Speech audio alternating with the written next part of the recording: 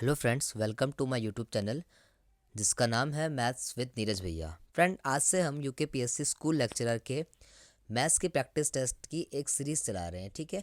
जो कि आपके लिए आगामी जो परीक्षा है उसके लिए बहुत इंपॉर्टेंट रहेगी। इसमें मैंने बहुत अच्छे क्वेश्चंस लिए हैं जो एग्ज़ाम पॉइंट ऑफ व्यू से इंपॉर्टेंट है, और इसको मैंने बहुत अच्छी अच्छी ट्रिक से करने की कोशिश करी है जो आपका एग्ज़ाम में टाइम बचाएगी, ठीक है। तो ठीक है, स्टार्ट करते हैं पहले क्वेश्चन से।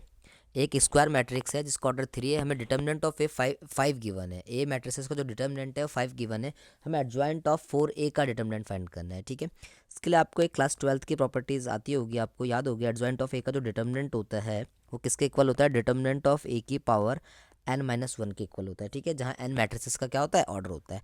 एक और प्रॉपर्टी थी कि किसी स्केलर की मल्टीप्लाई अगर मैट्रिसेस से कर दें और फिर उसका डिटर्मिनेंट निकाले तो के की power n into determinant of A के बराबर होता है, ठीक है। इन दो प्रॉपर्टीज़ का यूज़ करके हम इस पहले क्वेश्चन को करेंगे।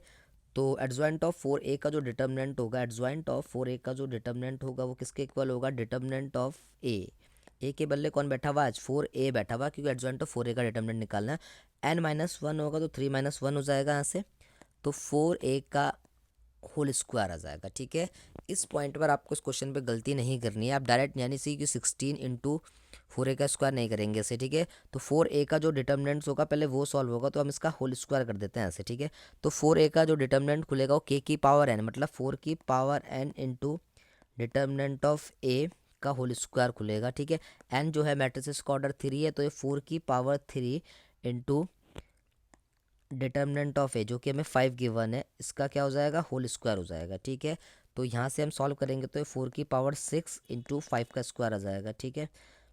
ऐसा कोई ऑप्शन अभी है नहीं, लेकिन हम इसे बना देंगे क्योंकि 4 की पावर 6 को हम लिख सकते हैं 4 की पावर 2 की होल पावर 3, क्योंकि देखो जो आपका सी ऑप्शन है वो उसमें 16 की पावर 3 आ रहा है, और बिल्कुल सी ऑप्शन ही जो है हमारा आंसर बन रहा है। तो ये कुल मिला के 4 का स्क्वायर कितना हो जाएगा? 16 की पावर 3 इंटू 5 स्क्वायर, 16 की पावर 3 इंटू 5 स्क्वायर आएगा आंसर। तो जो हमारा ऑप्शन जो है सी है जो इसका करेक्ट आंसर होगा, ठीक है। आगे बढ़ते हैं नेक्स्ट क्वेश्चन में, क्वेश्चन नंबर सेकंड की तरह, जो एक बहुत अच्छा क्वेश्चन है। बहुत कॉम्पिटिटिव एग्जाम में ये क्वेश्चन आता है, ठीक है। आप देखना हर एग्जाम में आपको देखेगा इस तरह का क्वेश्चन, ठीक है। Sum of first P terms of AP दे रखा आपको, sum of first Q terms के, तो sum of first S P plus Q term का, first P plus Q term का सम आपको निकालना है, ठीक है। इस सवाल में हम ट्रिक का यूज़ करेंगे जो आपको हमेशा याद रहनी चाहिए कि देखो अगर अगर पी टर्म का सम किसके बराबर है? क्यू के इक्वल है, और क्यू टर्म का सम अगर पी के इक्वल है, तो एस पी प्लस क्यू का जो टर्म होता है सम जो होता है वो हमेशा किसके बराबर आता है? 0 के बराबर आता है। ये आपको रिजल्ट ही याद रखना है, जो कि आपका काफ़ी टाइम बचा देगा, ठीक है। क्योंकि देखो आप एग्ज़ाम में बैठ रहे हैं और लगभग आपको 180 मिनट में 150 सवाल करने हैं, तो आपको ऐसी ट्रिक्स आनी चाहिए, ठीक है। इसकी प्रैक्टिस करें, ठीक है। तो ऐसा सवाल एग्जाम में आ सकता है, तो हम इस ट्रिक से डायरेक्ट सॉल्व कर देंगे। डायरेक्ट इस रिजल्ट को डायरेक्ट ही आप याद रख लेना, ठीक है। एग्जांपल मैं आपको दे देता हूँ, जैसे कि 7 टर्म का सम जो है अगर 17 है, और 17 टर्म का सम अगर कितना है? 7 है, तो S17 प्लस 7 टर्म का जो सम होगा वो डेफिनेटली हमेशा क्या होगा? 0 होगा, ठीक है। तो ये रिजल्ट आप याद रखना कि अगर पी टर्म का सम क्यू है और क्यू टर्म का सम पी है, तो S P plus Q term का सम हमेशा कितना आएगा? 0 आएगा, ठीक है। बहुत इंपॉर्टेंट रिजल्ट है ये, ठीक है। हम इसे डायरेक्ट यूज़ करेंगे। करने को हम इसे क्लास 11th या 12th के मेथड से भी कर सकते थे कि पी टर्म का सम निकाले, फिर क्यू टर्म का सम निकाले, फिर एस पी प्लस क्यू करें, ठीक है। क्योंकि उस पर बहुत टाइम वेस्ट हो जाएगा, तो इस रिजल्ट को आप डायरेक्ट याद रखना, हमें टाइम बचाना है, ठीक है। क्वेश्चन नंबर थर्ड है, ठीक है। इस पर हमें √3 प्लस आइटा अपन √3 माइनस आइटा की पावर 6 पावर सॉल्व करनी है, जिसको एक अप्रोच तो मुझे ऐसा लगती है कि हम ए प्लस आइटा बी के स्टैंडर्ड फॉर्म में लाएँ रेसलाइज करके, और फिर इसकी 6 पावर सॉल्व कर दें, जो कि थोड़ा लॉन्ग प्रोसेस होगा, ठीक है। इसके लिए एक थोड़ा सा मैंने शॉर्ट ट्रिक या ईजी करने के लिए दूसरा तरीका अप्रोच किया है। मैंने जानबूझ के ऊपर नीचे 2 से मल्टीप्लाई, सॉरी 2 से डिवाइड कर दिया ऊपर नीचे, ठीक है। ऐसे करके इसकी 6 पावर निकालिए, ठीक है। इसको हम लिख सकते हैं ऐसे √3/2 प्लस आइटा/2, जिसको मैं ऐसे लिख सकता हूँ कॉस π/6 प्लस आइटा साइन π/6 की power 6 upon cos π/6 minus iota sine π/6, ठीक है। आपने एक रिजल्ट पढ़ा होगा बीएससी में, कॉस एंड थीटा या E to the power iota theta को हम क्या लिख सकते हैं? Cos theta plus iota sine theta, इस फॉर्म में लिख सकते हैं हम E to the power iota theta को, ठीक है। तो हम इसको रिवर्स कर लेंगे, हम इसलिए लिख सकते हैं e की पावर आइटा π/6, और नीचे अगर माइनस है तो यहाँ पर e की पावर माइनस आइटा थीटा हो जाता था, आपको याद होगा। नहीं याद है तो अभी देख लीजिए। इसकी होल पावर कितनी हो जाएगी यहाँ पर, 6 हो जाएगी, ठीक है। तो ये फिर ऊपर चल जाएगा, तो ये कितना हो जाएगा, ई की पावर 2 आइटा पाई बाय 6 की पावर होल पावर कितनी हो जाएगी, 6 हो जाएगी, ठीक है। तो उसके बाद देखिए 6 से 6 कैंसिल हो जाएगा, ये की पावर कितना बचेगा, 2 आइटा पाई, ठीक है। जिसको हम क्या लिख सकते हैं, की पावर 2 आइटा पाई, जिसको हम लिख सकते हैं cos 2 pi plus iota sine 2 pi, ठीक है। तो कॉस 2 पाई की वैल्यू कितनी होती है, 1 होती है, साइन पाई 2 पाई 0 होता है। तो कुल मिला के जो हमारा आंसर आ गया वो आ गया 1, ठीक है। तो ऐसा कौन सा ऑप्शन है, पहला ऑप्शन, ठीक है। तो इस अप्रोच से हम इसे करेंगे तो इजी पड़ जाएगा, ठीक है। लेकिन इसके लिए आपको ये फॉर्मूला आना पड़ेगा, एक ही पर आइटा थीटा को क्या लिख सकते हैं, cos theta plus iota sine theta लिख सकते हैं, ठीक है। इसके बाद चलते हैं नेक्स्ट क्वेश्चन में, काफ़ी अच्छा क्वेश्चन है। Set A and B are two set having 3 elements common. Set A और सेट बी के पास 3 एलिमेंट कॉमन है। सेट ए की कार्डिनलिटी 5 दे रखी है और सेट बी की कार्डिनलिटी 4 दे रखी है। तो ए क्रॉस बी की कार्डिनलिटी दे रखी है, ठीक है। इस पे जो common two sets having 3 common element है ना, ये सिर्फ गुमराह करने को आपको दे रखा है, इससे इसका कोई मतलब ही नहीं है, ठीक है। आपने सीधा सीधा रिजल्ट पढ़ा है क्लास 11th में कि सेट ए की कार्डिनलिटी अगर 5 है, बी की कार्डिनलिटी 4, तो ए क्रॉस बी की कार्डिनलिटी क्या हो जाएगी, एन ए इंटू एन भी हो जाएगी, ठीक है। तो ये कितना हो जाएगा, 5 इंटू 4, कुल मिला के रिजल्ट क्या आएगा, 20 आएगा, ठीक है। बाकी ये सब आपको डराने के लिए था, सिंपल क्वेश्चन है, सीधा आंसर क्या आ जाएगा इसका, डी आ जाएगा, ठीक है। इसके बाद चलते हैं क्वेश्चन नंबर 5 की तरफ, जो कि काफ़ी अच्छा क्वेश्चन है, ठीक है। कई एग्जामों में अभी रखा है। इसने कहा है let S n denote the sum of first n terms of AP. AP S n जो है एपी के एन टर्म्स को डिनोट करता है, और थ्राइस ऑफ एस एन की जो वैल्यू है एस टू एन के बराबर है, ठीक है। थ्राइस ऑफ एस एन की वैल्यू एस टू एन के बराबर है। फिर आपको रेशियोस निकालना है, जो भी निकालना है, ठीक है। तो एक अप्रोच तो इसकी है लॉन्ग मेथड, जो कि करते हैं बच्चे, ठीक है, 11th क्लास में, क्लास 11th की अप्रोच, जो कि मैं इस अप्रोच से नहीं करना चाहूँगा, काफ़ी लॉन्ग मेथड हो जाएगा, ठीक है। मैं एक ऐसी एपी एज्यूम कर देता हूँ जो इस प्रॉपर्टी को सॉल्व, इस लॉग, ये जो रिजल्ट है इसको होल्ड करे, ठीक है। तो मैंने सीधा सीधा एलिमेंट लिए 1 2 और 3 ले लिया, ठीक है। इसमें क्या थ्राइस ऑफ एस एन, मैंने एन को क्या सिर्फ फिक्स कर दिया, 1 कर दिया, ठीक है। तो थ्राइस ऑफ एस वन किसके बराबर हो जाएगा, एस टू एन के, एस टू एन का मतलब एन के वैल्यू 2 रखा तो एस टू हो जाएगा। तो thrice of S one n 3 into 1 3 हो जाएगा, एस टू मतलब फर्स्ट टू टर्म का सम, तो 1 + 2 3, तो 3 = 3 हो गया। ये कंडीशन आपको होल्ड करानी पड़ेगी, आपको देखनी पड़ेगी। उसके बाद इस सवाल में कुछ नहीं है, ठीक है। फिर ये कह रहा है S three n upon S n का रेशो, ठीक है। थ्री एन का मतलब क्या है, एस थ्री है, अपॉन एस एन मतलब एस वन है। तो ए पी हमने जो मान रखी है वो 1 2 3 है ना।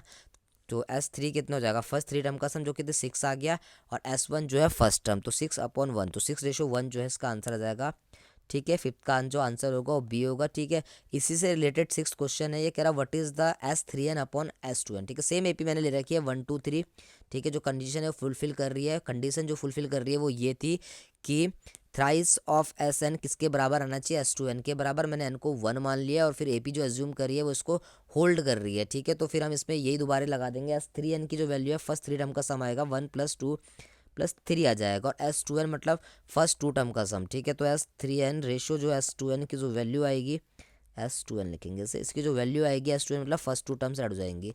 तो 6 कितना आ जाएगा, 3, मतलब ये आ जाएगा आपका 2/1, मतलब सीधा सीधा आंसर 2:1 आ जाएगा, ठीक है। तो आपको इस ट्रिक को अब लगाना आना चाहिए, ठीक है। लॉन्ग मेथड से हमें करना ही नहीं है सवाल, ठीक है। हमें हमेशा ट्रिक यूज़ करनी है, क्योंकि हमें टाइम बचाना है। तो उसके लिए मैंने ये अप्रोच अप्लाई करी है, काफ़ी अच्छी अप्रोच है, ठीक है। इसको देखना सब लोग, ठीक है। इसके बाद क्वेश्चन नंबर 7, ये कह रहा है what is the length of letter सेक्टम of the ellipse. Ellipse की इक्वेशन में दे रखी है। सबसे पहले हम इसे स्टैंडर्ड फॉर्म में लेके आएंगे, 25x²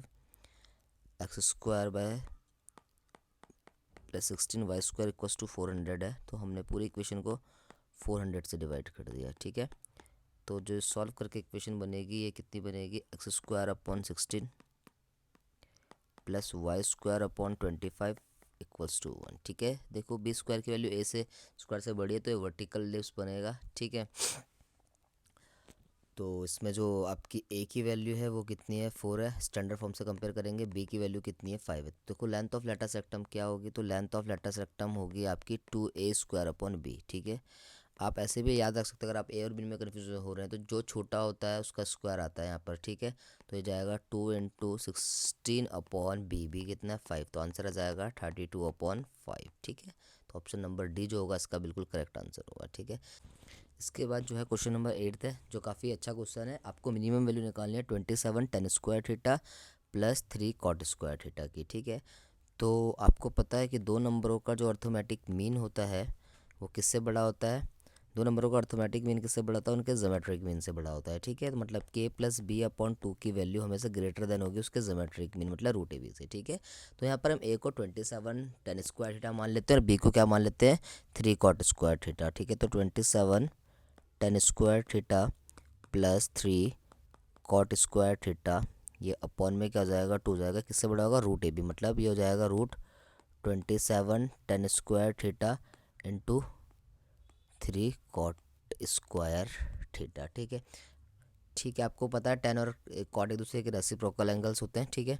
तो एक दूसरे को काट देंगे, ठीक है। तो 27 tan square theta plus 3 cot square theta is greater than, इस 2 को मैंने राइट हैंड साइड ले लिया या 2 से मल्टीप्लाई कर दी, बात एक है, ठीक है। और यहाँ से ये 27 इंटू 3 81 हो जाएगा। tan स्क्वायर और cot स्क्वायर थीटा एक दूसरे को क्या कर देंगे? कैंसिल कर देंगे। तो रूट 81 को हम क्या लिख सकते हैं? 9 लिख सकते हैं, ठीक है। तो ये 3 cot square theta is greater than 18 हो जाएगा। मतलब कहने का मतलब ये है कि जो उसकी मिनिमम से मिनिमम वैल्यू हो सकती है 18 या 18 से क्या हो सकती है? ज़्यादा हो सकती है। तो इसकी सबसे सॉरी हो मिनिमम वैल्यू होगी वो 18 ही हो सकती है, ठीक है, 18 से ज़्यादा नहीं। तो इसका ऑप्शन नंबर जो है बी बिल्कुल सही आंसर होगा, ठीक है। तो इस कंसेप्ट से अर्थमेटिक मीन जो होता है हमेशा ज्योमेट्रिक मीन से बड़ा होता है। इस कंसेप्ट से हम मिनिमम वैल्यू निकाल सकते हैं अगर दो एंगल एक दूसरे के रेसिप्रोकल, जैसे कि साइन और कॉसेक की या कॉस और सेक की भी हम इसी तरीके से वैल्यू निकाल सकते हैं, ठीक है, अगर मिनिमम वैल्यू पूछेगा, ठीक है। पढ़ते हैं नेक्स्ट क्वेश्चन की तरफ।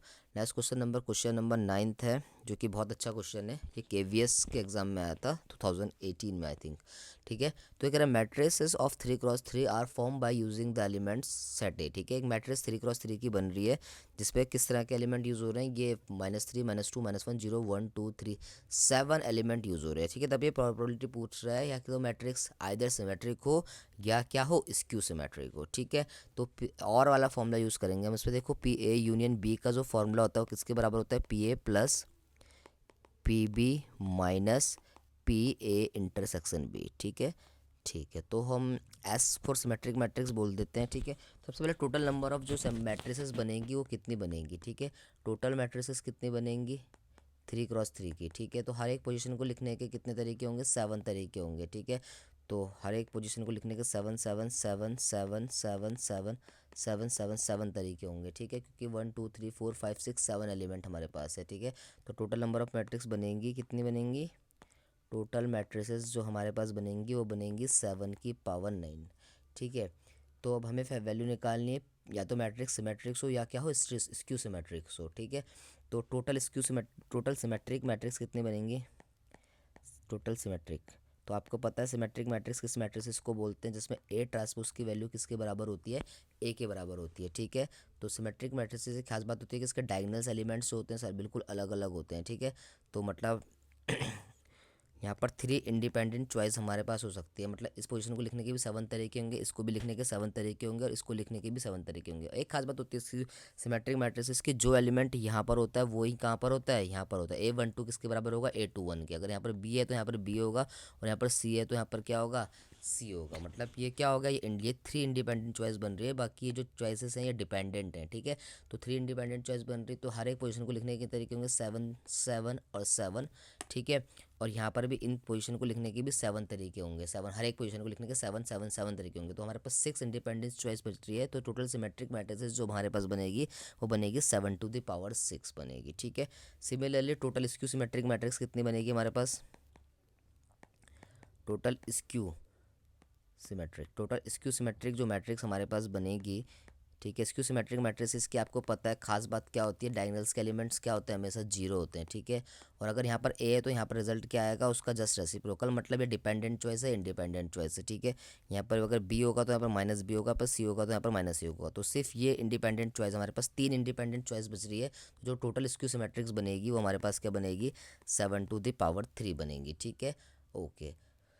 तो अब देखो एक हमें कॉमन भी चाहिए ए इंटरसेक्शन बी, क्योंकि पी ए यूनियन बी निकालेंगे हम, ठीक है। तो पी इंटरसेक्शन बी का मतलब क्या? टोटल सिमेट्रिक और स्क्यू सिमेट्रिक, ठीक है। ऐसी कौन सी मैट्रिक्स है जो स्क्यू सिमेट्रिक भी है और सिमेट्रिक भी और स्क्यू सिमेट्रिक को मैं एस डैश से रिप्रेजेंट करूँ तो सिर्फ एक ऐसी इस दुनिया में एक ऐसी एकमात्र मैट्रिक्स ऐसी है जो नल मैट्रिक्स है, जो सिमेट्रिक्स भी है और स्क्यू सिमेट्रिक्स है। तो इसकी चॉइस कितनी बनेगी, 1 बनेगी। ठीक है, तो अब हम सीधा फॉर्मूला अप्लाई कर देंगे, P S union S dash. S dash जो है स्क्यू सिमेट्रिक्स को रिप्रेजेंट कर रहा है, ये होगा पी एस। तो सिमेट्रिक मैट्रिक्स की probability plus skew symmetric matrix की प्रोबेबिलिटी, और इसको हम माइनस कर देंगे दोनों के कॉमन एलिमेंट की प्रोबेबिलिटी से। ठीक है, तो सिमेट्रिक मैट्रिसेस की जो प्रोबेबिलिटी होगी वो होगी 7⁻6/7⁻9।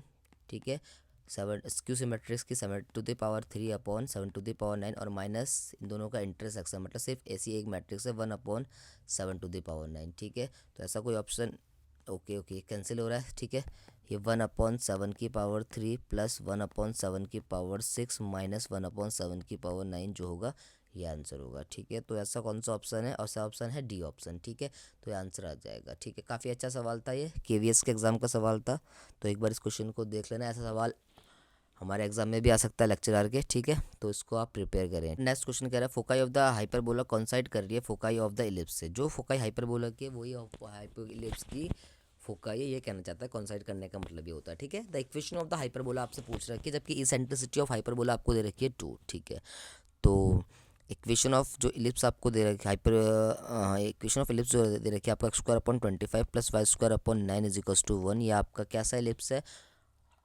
हॉरिजॉन्टल इलिप्स है, क्योंकि ए जो है बी से बड़ा है। ठीक है, तो सबसे पहले हम इसकी क्या निकाल देंगे, फोकाई निकाल देंगे। ठीक है, तो फोकाई हमेशा क्या होती है, ±AE, 0 होती है। तो ई सेंट्रिसिटी का जो फॉर्मूला होता है √1 माइनस कितना होगा, B² / A² होगा। आप हमेशा याद रखना, अगर आपको ये फॉर्मूला याद नहीं तो जो वैल्यू छोटी होती है वो यहाँ आती है उसका स्क्वायर, और जो वैल्यू बड़ी होती है वो अपॉन में आती है। तो ई सेंट्रिसिटी कितना जाएगी, 1 - 9/25। सॉल्व करके आपका आ जाएगा 4/5। तो इसेंट्रिसिटी आपकी आ गई।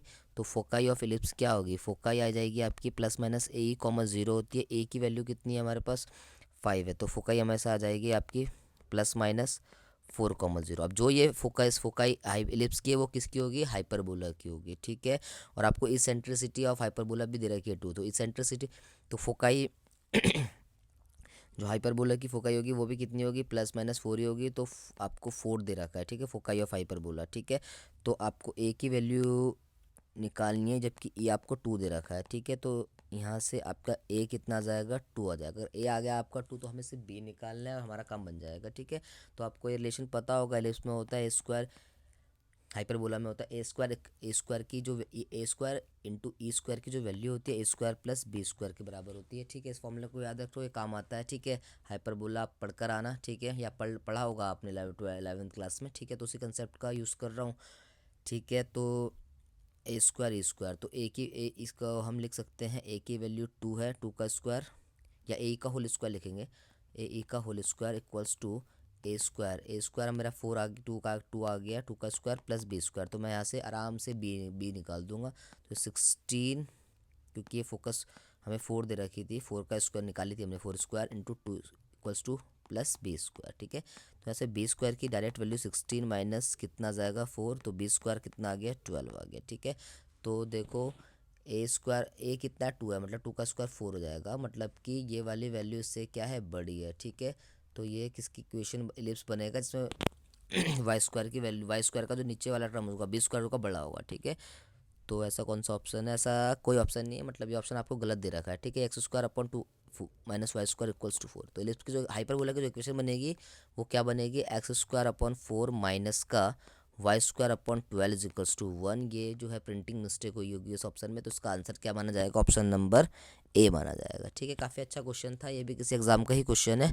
ठीक है, इंपॉर्टेंट क्वेश्चन है क्वेश्चन नंबर 10। ठीक है, इसके बाद देखिए क्वेश्चन नंबर 11 है। ये कह रहा है नंबर ऑफ सबसेट निकालने हैं आपको सेट ए के।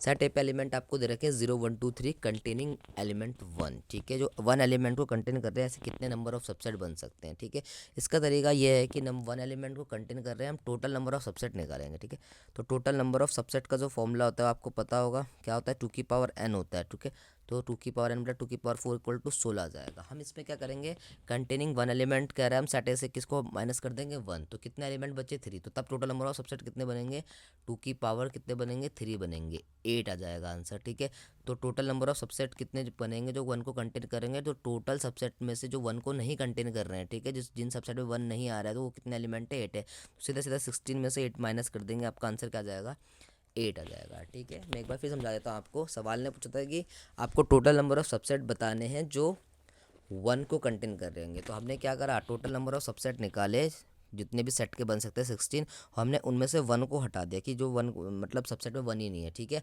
तो ऐसे कितने एलिमेंट बचे, 3 बचे, तो टोटल नंबर ऑफ सबसेट 8 आ जाएगा आंसर। तो टोटल नंबर ऑफ सबसेट में से 1 को ना कंटेन वालों को माइनस कर दिया, टोटल नंबर ऑफ सबसेट आ जाएंगे जो 1 को कंटेन कर रहे होंगे। ठीक है, कब से इंपॉर्टेंट सवाल है ये भी। ठीक है, इसके बाद क्वेश्चन नंबर 13 देखेंगे। ये कह रहा है the ratio of sum of n terms of 2 APs आपको दे रखा है, फिर रेशो आपको उसको 24th टर्म का निकालना है। ठीक है, काफ़ी अच्छा सवाल है ये, बहुत इंपॉर्टेंट सवाल है, बहुत एग्जामों में आता है इस तरह का क्वेश्चन भी।